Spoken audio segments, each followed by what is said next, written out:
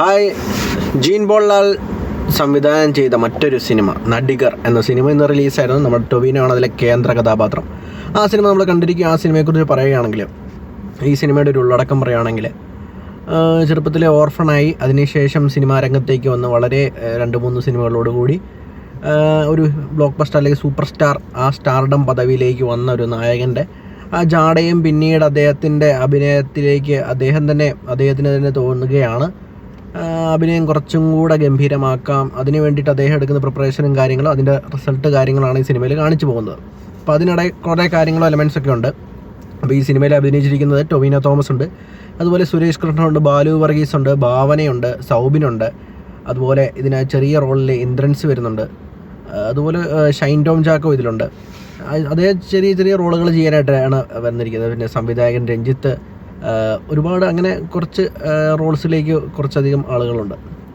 അപ്പം സിനിമയിൽ ഇന്നൊക്കെ നോക്കുകയാണെങ്കിൽ, ഈ സിനിമയിൽ ഇന്നത്തെ നമ്മുടെ ന്യൂജൻ ആക്ടേഴ്സിൻ്റെ കുറേ ഇഷ്യൂസൊക്കെ ആയിട്ട് നമുക്ക് ഏകദേശം കണക്ട് ചെയ്യാൻ പറ്റിയൊരു ലെവലിലേക്കാണ് ഈ സിനിമ നമ്മൾ മാറിക്കൊണ്ടിരിക്കുന്നത്. നമ്മുടെ ഈ ന്യൂജൻ ഒരു 5-6 മാസം മുന്നേ സിനിമാ ഫീൽഡിലെ ചർച്ചയായിരുന്നു.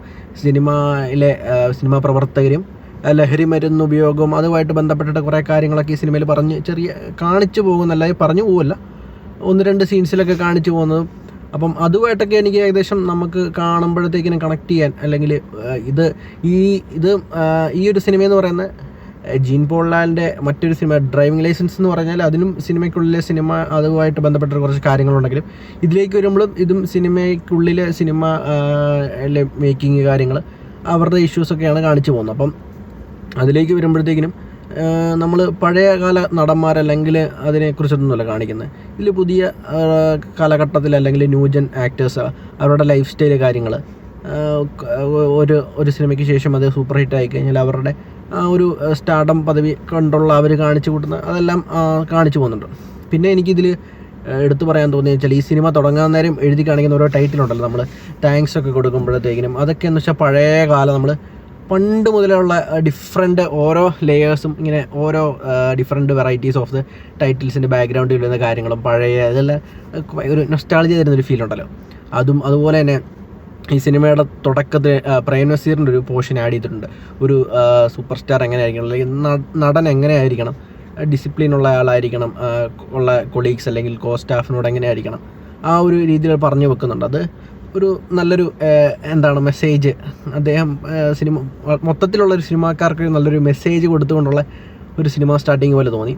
അപ്പം ഇത് മെയിനായിട്ട് മലയാളികൾ എല്ലാവരും കണ്ടില്ലെങ്കിലും സിനിമാക്കാരെല്ലാവരും കൂടെ ഒന്ന് കാണാൻ, അവർക്ക് വേണ്ടിയിട്ടുള്ളൊരു സിനിമ പോലെ നമുക്ക് കണ്ടിറങ്ങുമ്പോഴത്തേക്കിനും തോന്നും.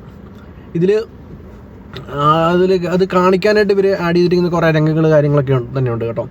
ഒന്ന് വെച്ചാൽ ഒരു സൂപ്പർ സ്റ്റാർ മറ്റൊരു ആളോട് ഇടപഴകുമ്പോൾ, അപ്പം സൂപ്പർ സ്റ്റാർ, ഈ ന്യൂജൻ സൂപ്പർ സ്റ്റാറിന് അത്യാവശ്യം ജാടയ കാര്യങ്ങളൊക്കെ ഉണ്ട്. അപ്പം തൻ്റെ ഒരാളിട്ട് ഇങ്ങനെ ഫേസ് സംസാരിച്ചുകൊണ്ടിരിക്കുമ്പോഴത്തേനും കൈ കൊടുക്കാൻ നേരമുള്ള രംഗമൊക്കെ ഉണ്ടല്ലോ, അത് കൈ കൊടുക്കാൻ നേരം എതിരെ നിൽക്കുന്ന ആളുടെ കയ്യിൽ അത്യാവശ്യം ചെളിയും കാര്യങ്ങളൊക്കെ ഉണ്ട്.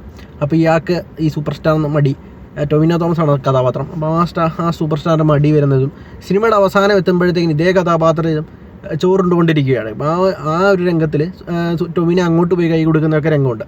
അതാണ് ഈ സിനിമയിലൂടെ പറഞ്ഞു വെക്കുന്നത്. ഒരു സൂപ്പർ സ്റ്റാർ എന്ന രീതിയിൽ എല്ലാ മനുഷ്യരോടും എല്ലാ കാര്യങ്ങളിലും ഇടപഴകുന്ന ഒരു വ്യക്തി, അല്ലാതെ അതൊരു സ്റ്റാർട്ടത്തിൽ തന്നെ ഉറച്ച് നിന്നുകൊണ്ട് ഞാൻ വലിയ സംഭവമാണ്, ആ ഒരു സെറ്റപ്പ് കാണിച്ച് അതൊന്ന് മാറ്റാൻ വേണ്ടിയിട്ട് അതാണ് ഈ സിനിമ പറഞ്ഞു വെക്കുന്നത്. അപ്പോൾ ഇതിൽ അഭിനയിച്ചിരിക്കാൻ നമ്മൾ പറഞ്ഞു ഓൾറെഡി ടൊവിനോ തോമസ് ഉണ്ട്. ടൊവിനോ തോമസിൻ്റെ അഭിനയം നമുക്ക് അറിയാം. അദ്ദേഹത്തിന് കിട്ടിയ റോള് നല്ല രീതിയിൽ തന്നെ ചെയ്തു വെച്ചിട്ടുണ്ട്. ഓക്കെയാണ്, നല്ല പെർഫോമൻസ് തന്നെയാണ് അദ്ദേഹം കാഴ്ചവെച്ചത്. പിന്നെ സൗബിൻ്റെ എനിക്ക് ആ ക്യാരക്ടർ നല്ല രീതിയിൽ ഇഷ്ടപ്പെട്ടായിരുന്നു. പിന്നെ അതുപോലെ ഭാവന കുറേ നാളുകൾക്ക് ശേഷമാണ് മലയാള സിനിമയിലേക്ക് തിരിച്ചു വരുന്നത്. ഭാവനയുടെ റോളും അത്യാവശ്യം നന്നായിട്ട് തന്നെ ചെയ്തു വെച്ചിട്ടുണ്ട്. ബാലു വർഗീസ് ചെയ്തിട്ടുണ്ട്. സുരേഷ് കൃഷ്ണ അത്യാവശ്യം നല്ലൊരു ഹ്യൂമർ കാര്യങ്ങളൊക്കെ ഇതിൽ കൺട്രോൾ ചെയ്ത്, അല്ലെങ്കിൽ നമ്മളെ ചിരിപ്പിക്കുന്ന കുറച്ച് രംഗങ്ങൾ അദ്ദേഹം ചെയ്തു വെച്ചിട്ടുണ്ട്. പിന്നെ അതുപോലെ ഇന്ദ്രൻസ് ഒരു ഒറ്റ സീനിന് വേണ്ടിയിട്ടാണ് വന്നത്. ആ ഒറ്റ സീൻ ഇന്ദ്രൻസ് കൊണ്ടുപോയി, അത്രേ ഉള്ളൂ. ആ ഒറ്റ സീൻ ഇന്ദ്രൻസ് വന്നു, ഇന്ദ്രൻസ് ആ സീൻ കൊണ്ടുപോയി. പിന്നെ അതുപോലെ ഷൈൻ ടോം ചാക്കോ, അദ്ദേഹം ഒരു ചെറിയ റോള് ചെയ്യുന്നതിന് വേണ്ടിയിട്ട് വന്നിട്ടുണ്ട്. അതുപോലെ ഒരുപാട് ക്യാരക്ടേഴ്സ് ഉണ്ട് ഇതിൽ, കുറച്ച് ചെറിയ വേഷങ്ങളിലേക്ക് വേണ്ടിയിട്ട് വന്നിട്ടുള്ളത്. അപ്പം സിനിമയെന്ന് പറയുമ്പോഴത്തേക്കിനും എല്ലാവർക്കും എങ്ങനെ എടുക്കും, എല്ലാവരും എങ്ങനെ ഏറ്റെടുക്കും എന്നറിയില്ല.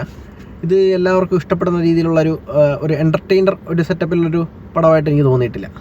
ഇത് ഒരു നോർമൽ ഒരു പടം, അല്ലെങ്കിൽ എല്ലാ സിനിമകളും ഇഷ്ടപ്പെടുന്നവർക്ക് ഇതും അങ്ങനെ കണ്ടുപോകാൻ പറ്റിയൊരു സിനിമയാണ്. അല്ലാതെ നമ്മുടെ ഈ ആവേശം, അതുപോലെ ആ മോഡല് എൻ്റർടൈനർ മാസ് അല്ലെങ്കിൽ അങ്ങനത്തെ ഒരു എൻ്റർടൈനറൊക്കെ ഇഷ്ടപ്പെട്ടിട്ട് ഇതിലേക്ക് വരുമ്പോഴത്തേക്കും ഞാൻ പലരുടെ റിവ്യൂവും ഇന്ന് സിനിമ കാണുന്നതിന് മുമ്പ് ചെക്ക് ചെയ്തപ്പോഴത്തേക്കും എല്ലാവരും വളരെ നെഗറ്റീവായിട്ടുള്ള അല്ലെങ്കിൽ പടം പോരാ എന്ന രീതിയിലുള്ള കമൻറ്റുകളാണ് ഞാൻ പലയിടത്തും കണ്ടത്. അപ്പം നിങ്ങൾ എങ്ങനെയാണെന്ന് വെച്ചാൽ ഇങ്ങനത്തെ സിനിമകൾ, ഈ ഒരു പാറ്റേണിലുള്ള സിനിമകൾ ഇഷ്ടപ്പെടുന്നവരാണെങ്കിൽ തീർച്ചയായിട്ടും നിങ്ങൾക്ക് കണ്ട് എൻജോയ് ചെയ്യാൻ പറ്റിയ സിനിമകളാണ്. ബാക്കിയുള്ള എല്ലാ ഓഡിയൻസിനും വേണ്ടി റെക്കമെൻഡ് ചെയ്യുന്നതെന്ന് വെച്ചാൽ സിനിമ കാണാൻ ആഗ്രഹമുള്ളവർ പോയി കാണുക. അല്ലാതെ ഈ ഒരു നമ്മൾ പറഞ്ഞ പോലെ ആ ഒരു എൻ്റർടൈൻമെൻറ്റ് അല്ലെങ്കിൽ അങ്ങനെ ഒരു ആക്ഷൻ അങ്ങനത്തെ ഒരു സെറ്റപ്പിൽ ഉള്ളവർക്ക് ഇത് നമുക്ക് ഒരിക്കലും റെക്കമെൻഡ് ചെയ്യാൻ പറ്റുന്ന പടമല്ല. അപ്പം സിനിമയിൽ ഇങ്ങനെയാണ് പറഞ്ഞു വെക്കുന്നത്.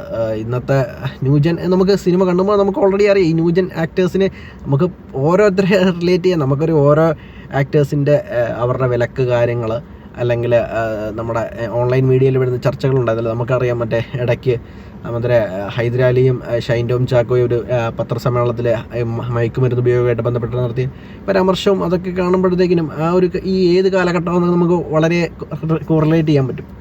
അപ്പം ഇത്രയേ ഉള്ളൂ. സിനിമ നിങ്ങൾ കണ്ടിട്ടുണ്ടെങ്കിൽ നിങ്ങളുടെ അഭിപ്രായങ്ങൾ താഴെ കമൻറ്റിൽ രേഖപ്പെടുത്തുക. നമ്മുടെ ഈ വീഡിയോ ഇഷ്ടപ്പെട്ട ലൈക്ക് ചെയ്യുക.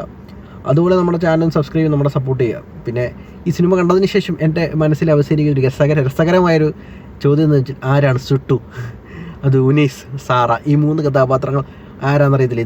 ഇവരുടെ പേരിലൊരു സിനിമയിലൊരു സീനൊക്കെ ഉണ്ട്. അത് വളരെ രസകരമായിരുന്നു. അത് മാത്രമാണ് നമ്മൾ ആകെ കാത്തിരുന്നിട്ട് കിട്ടിയൊരു ഒരു സീൻ. നമ്മൾ അല്ലാതെ നോക്കുവാണെങ്കിൽ ഒരു അത്യാവശ്യം നൈസ് ഒരു കളർ പടം. അത്രേ ഉള്ളൂ. അപ്പോൾ ഓക്കെ, ബൈ.